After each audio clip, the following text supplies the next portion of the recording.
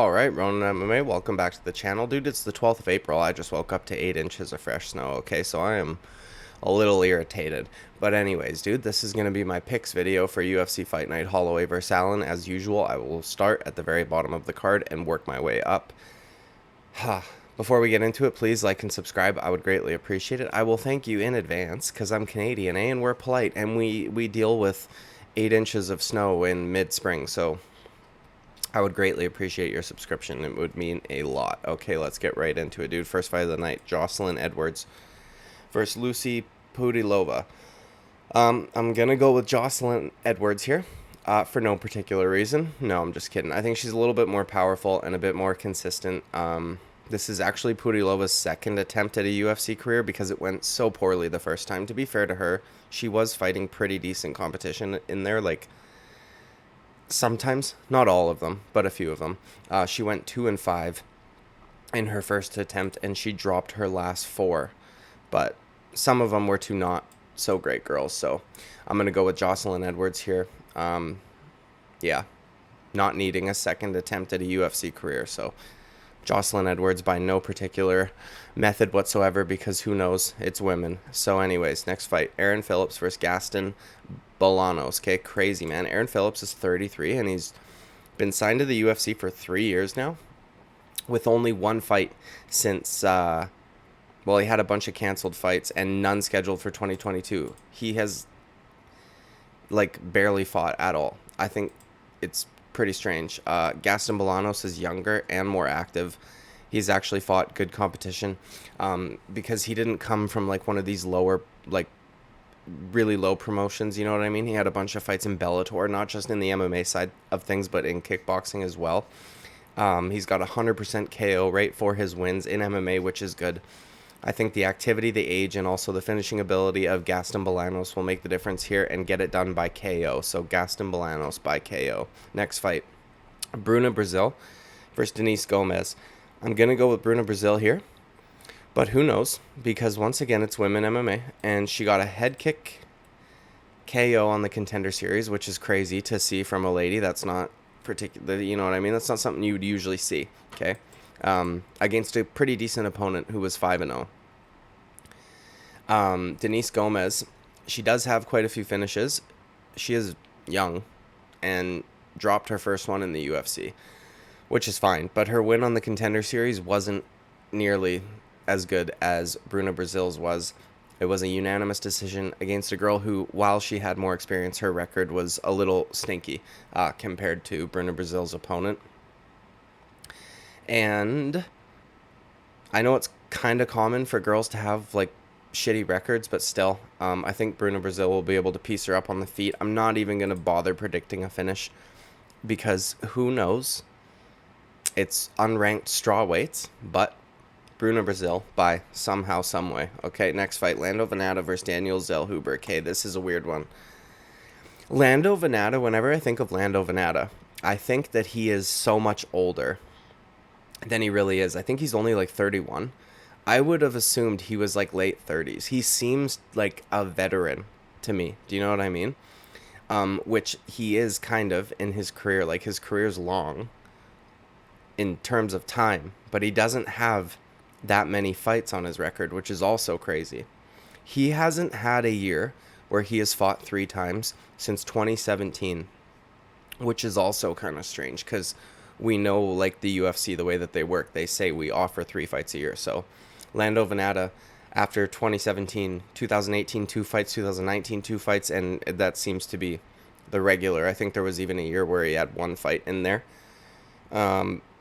That's usually something that we see from, like, champions. You know what I mean?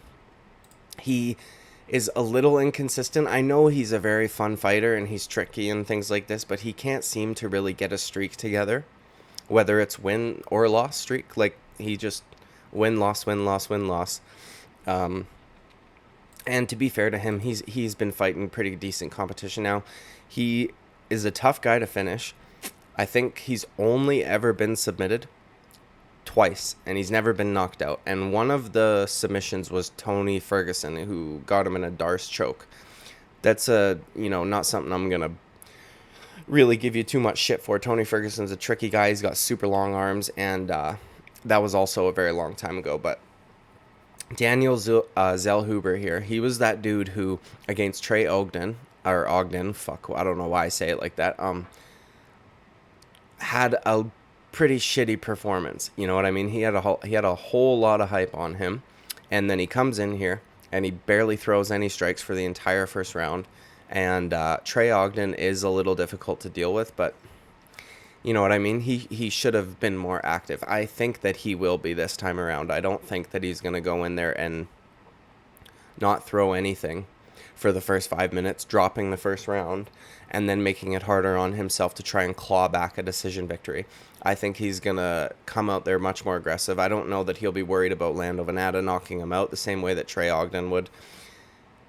You know, he's much younger than Lando Vannata, or maybe not much younger, but in terms of his career, he is much younger. I think that Zellhuber, however you say it, is going to get it done. I don't think he'll be able to KO him, because we haven't really seen Lando Vannata get KO'd before, and I don't know that he's going to be the guy to do it, but I do think that he will pull off a nice decision victory, either 29-28 or 30-27. I really think that he's going to go out there and fight much harder than he did in his UFC debut, because otherwise, you know what I mean? You had all this hype on you. Why would you just let it go away like that? So, Daniel Zellhuber by decision. Next fight, Robertson, by Pierre Rodriguez. I've told you guys many times, I will not pick Canadians. I will break that rule later in the video, though, so I'm a hypocrite, but I can't pick Jillian Roberts, dude. I just can't.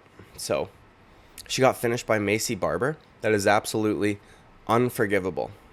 There's no coming back from that.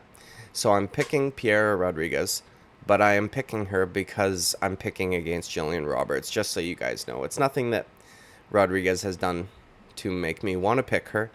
It's that you can't get finished by Maycee Barber, okay? You just can't.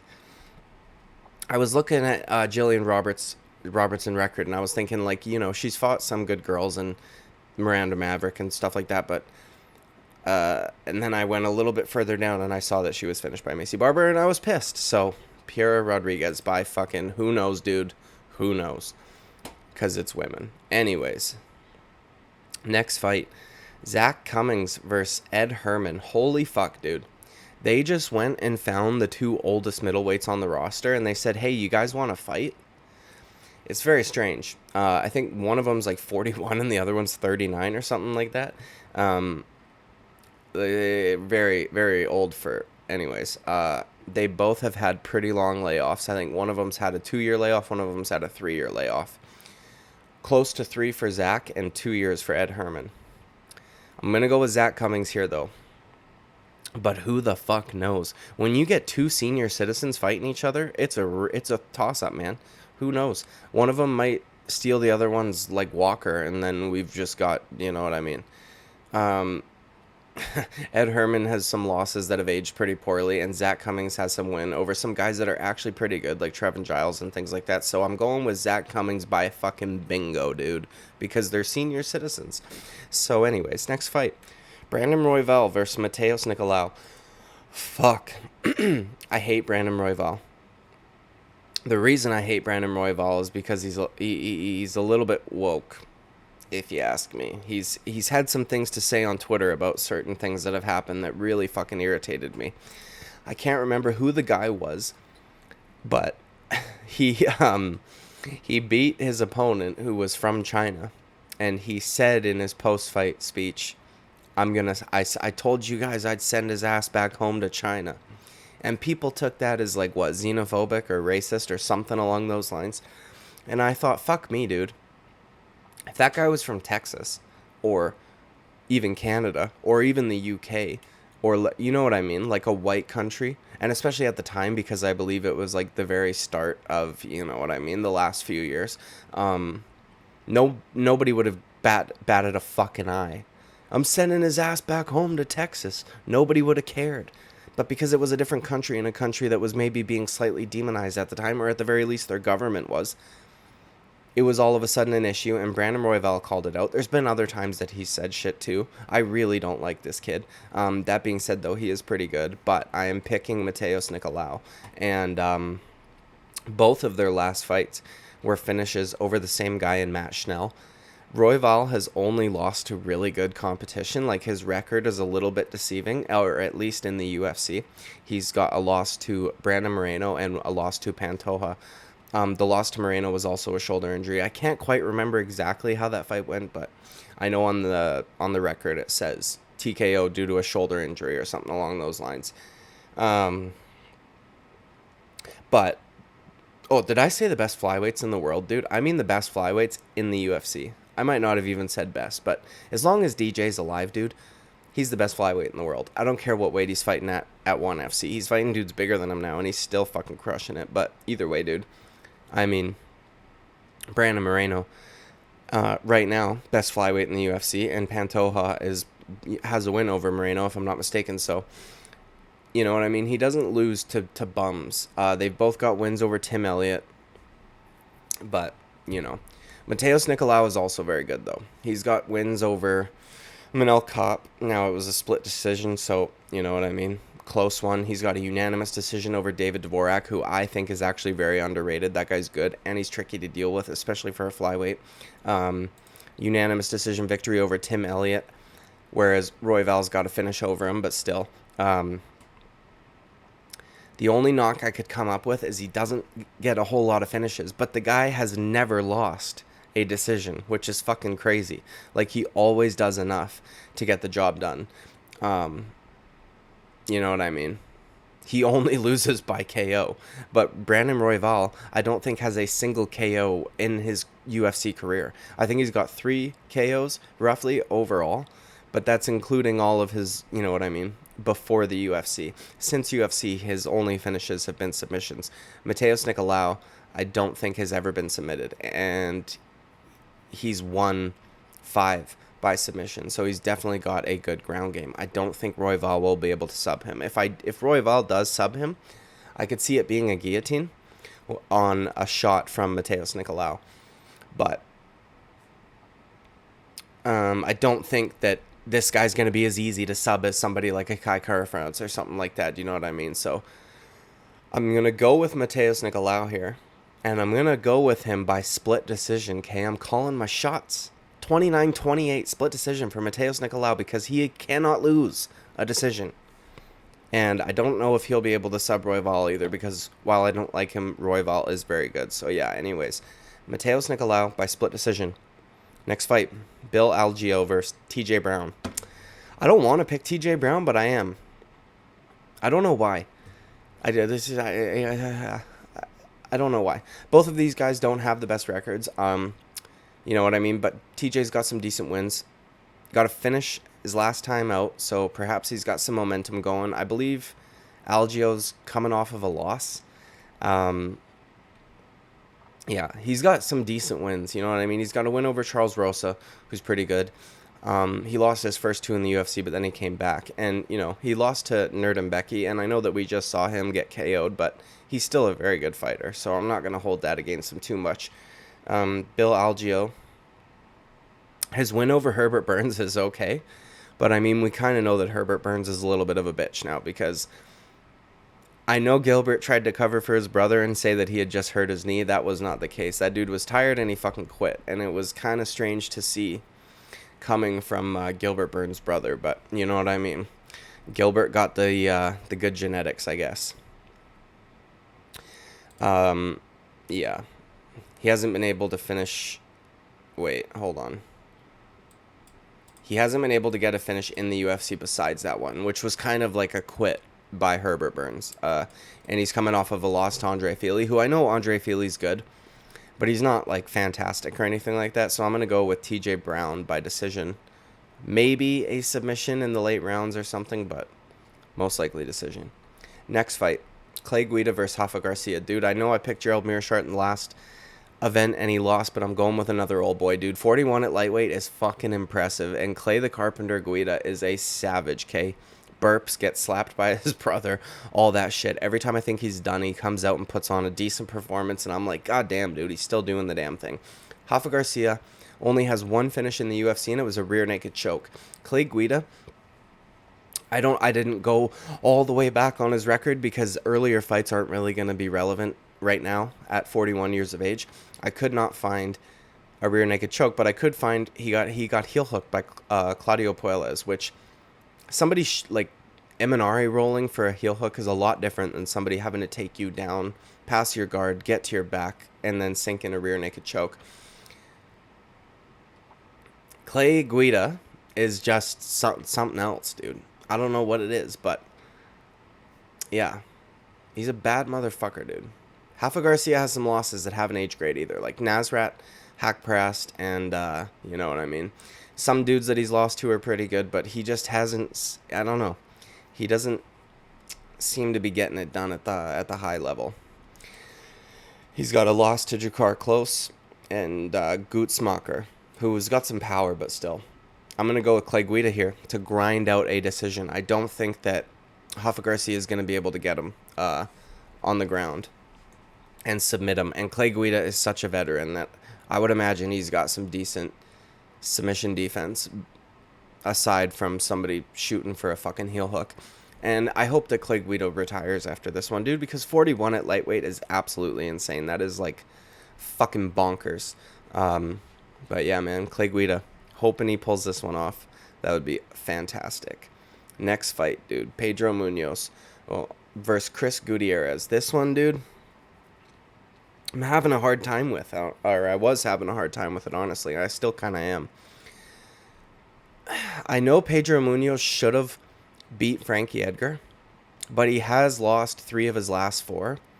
And if we look at the O'Malley fight, there was a bit of controversy going on there with what eye actually was poked and what eye was cracked with the right hand. So, I don't know, man. This is a tough one. He was getting a lot of his leg kicks checked, and I know that Pedro Munhoz has fantastic leg kicks because we saw that against a guy like Jimmy Rivera. But the thing is that Jimmy Rivera is no longer the high, like a high level in bantamweight. He's kind of older and whatever. That was 4 years ago, also. I mean, Jimmy Rivera was very good 4 years ago, but still, that's fucking crazy, dude. Chris Gutierrez, if you've got, you know, if your impression of him is like his last couple, then he looks amazing. But if you actually go past the last 2, there's a lot of like split decisions and shit thrown in there. Like, I know he fucked Frankie Edgar up, right? But the thing is that Frankie Edgar kind of, the way to finish him had kind of been like spelled out and just put there for everybody.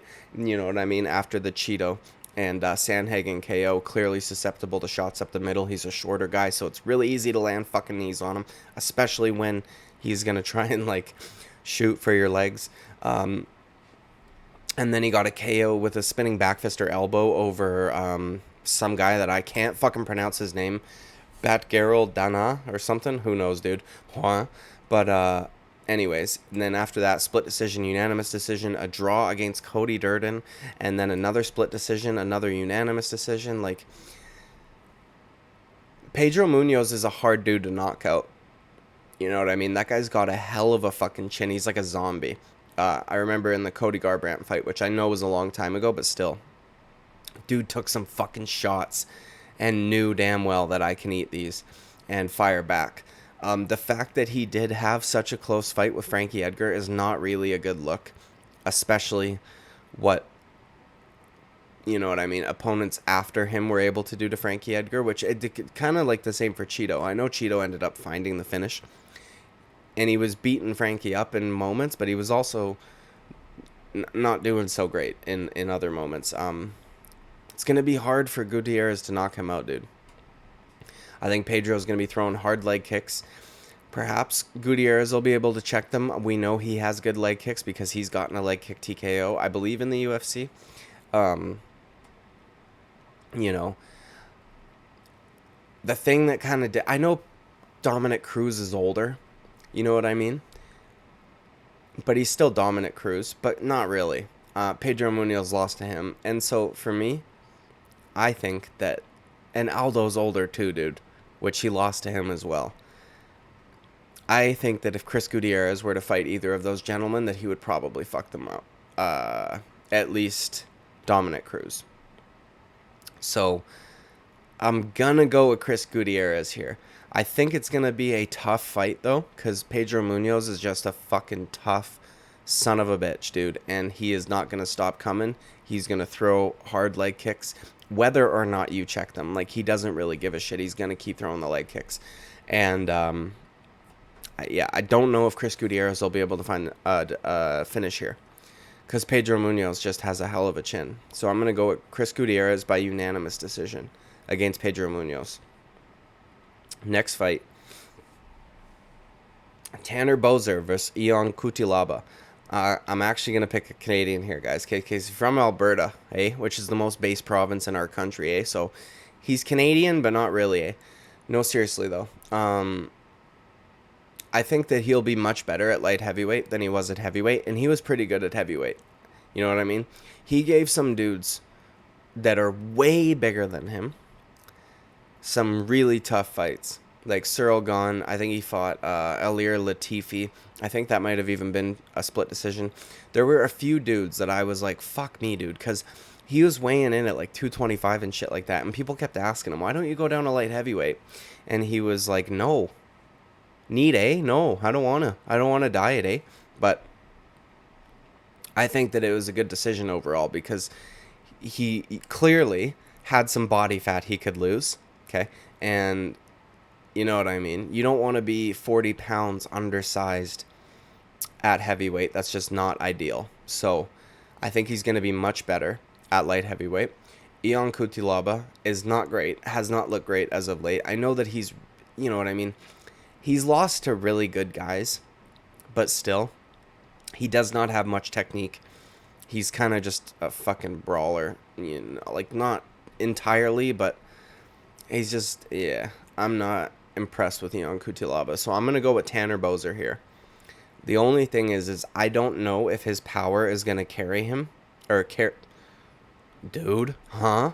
I don't know if his power is going to carry over to light heavyweight just because he's going to be losing. I would imagine it would because he was so close. Dude, he probably weighed what a lot of light heavyweights weigh on actual fight night. You know what I mean? Because they cut weight.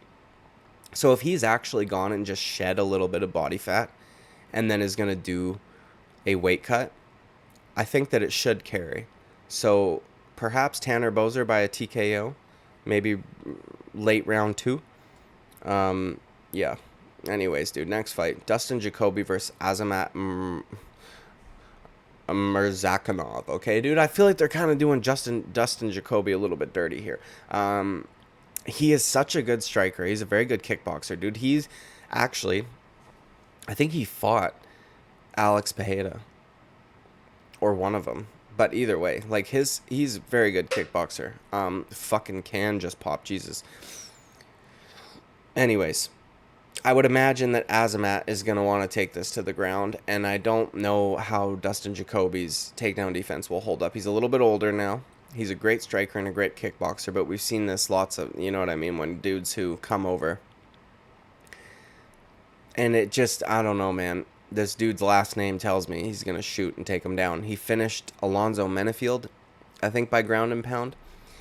And we just saw Alonzo Menefield actually, like, survive in some pretty tough positions against Jimmy Crute, who's phenomenal on the ground. So it's going to be a tough one. I know Jacoby, dude, I thought he should have won that Khalil Roundtree fight, but the thing is that Khalil Roundtree's like willing to stand with you.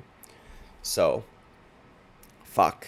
I wanted to pick Dustin Jacoby because whenever a Glory Kickboxer comes over, I want them to do well because I love kickboxing and I love watching high-level striking, but I don't know if he's going to be able to withstand the onslaught that Azamat's going to throw his way. So unless he can time a knee or something up the middle, which is, you know what I mean, tough to get one perfect shot, I'm going to have to go with Azamat here. possibly by finish, but I'm not even going to bother. I would say decision. Lots of control time. Next fight, dude. This one. Holy shit, this is going to be a good fight. Edson Barbosa versus Billy Q, dude. Billy Quarantillo. Amazing. I know Barbosa is not what he used to be. He doesn't seem as powerful at featherweight. His kicks don't seem as fast at featherweight. He's 2-3 officially. I thought he should have beaten Dan Ige, but it is what it is. He's 2-3. And I know Bryce Mitchell just kind of grapple fucked him. Giga Chikadze is a very good striker, so you know what I mean. God damn, dude. Shane Burgos finished... Hold on. Edson Barbosa finished Shane Burgos. Shane Burgos beat Billy Q. And I know that MMA math doesn't work. But it's weird. Like, you need... That shows me that Barbosa has a lot of power still left. And that was a weird KO, if you guys remember. That was like the delayed one, right? He hit Shane Burgos and he like kind of... And then fell backwards. It was fucking strange, dude. I know that Barbosa is still... Fuck! I don't know who the fuck to pick still. I had my notes written out and I was going to pick Billy Q by round 2 or 3 TKO, but fuck, man. I don't like counting Barbosa out. I know that he's not the same at featherweight. He's definitely getting older. He's... Oh, man. And Billy Q is a bad motherfucker who is not going to just let Edson Barbosa keep him at kicking range. He's going to plot forward. He is going to make it tough. He is going to put you through adversity because that's what the fuck he does. I think he's better than Danny. Dude, I'm going with Billy Q to get it done because he's a fucking savage. Billy Quarantillo. I'm not even looking back, dude. Okay, main event time. Max Holloway versus Arnold Allen. Okay. I'm going to trust in Max Holloway to get this one done. I don't think that out of nowhere his chin is going to just be gone. I think that we will, at the very least, see like a progression. I think that we will see somebody knock him down. Do you know what I mean? Before we see somebody just out of nowhere flatline KO him. That being said, though, if Arnold Allen is able to knock him down, he might be able to finish him off. I just don't know, man. Because while that last Volkanovski fight was really bad, right? Max took a lot of fucking damage and didn't really dish any out. He still didn't get knocked down. It's fucking incredible, dude. And I guess we don't really know Arnold Allen's ceiling yet, but I do not think that he is of the level of a fucking Volkanovski. It's also unfortunate that we didn't get to see the full Kattar fight. Like, I know I know Allen was looking great, but it's unfortunate that Calvin Kattar had an injury because I would have liked to have seen that one go longer and seen what he could do against a dude who's been there, done that, and, you know what I mean, isn't just going to go away. And Dan Hooker had no fucking business being at featherweight, so I don't even really, like, factor that one in. Arnold Allen's probably going to chop Max's legs, but Max doesn't seem to really give a fuck, dude. Everybody does that to Max. He's just, he's not, I don't know, man. I can't, there's nothing that Max has shown me that'll make me pick against him unless he's fighting Volkanovski. You know what I mean? I don't think Arnold Allen is dynamic as Yair Rodriguez. I don't think he's as tricky and technically sound as Alexander Volkanovski. I'm sure he hits hard. I just don't think that Max Holloway is going to get fucked up by him. I think that we will see Max Holloway's chin progressively get worse. Like, we'll see him get stunned or really wobbled badly or knocked down before we see somebody actually KO him. And he took a long time off after that Volkanovski fight. It's almost been a year, which I really like for Max. You know what I mean? When dudes get fucking hurt that badly, especially when it's like a prolonged beating. Like, if you were to just get starched, just one bad punch, and then you know what I mean? Even that's not as bad, but a 25-minute beatdown, like an accumulation, that's typically when we see boxers die. You know what I mean? It's not from one KO punch. It's from a dude just getting battered over and over and over again. So I'm glad that he took the time off. And I think that Max Holloway is going to get this one done by unanimous decision. And I think that Arnold Allen, pardon me, dude, why is that such a fucking tongue twister? Arnold Allen will have some success in the early rounds. So I'm going with Max Holloway, but I'm going by unanimous decision, 3 rounds to 2, maybe 4 rounds to 1. It depends on how fast Max can get shit going. I would imagine Arnold fucking Christ, dude, is just going to go right at him. You know what I mean? Like balls to the wall. But I think that Max is the kind of guy that he's going to still be there. He's not just going to let you fucking bully him. Don't let him bully you. You know what I mean? He's going to, yeah.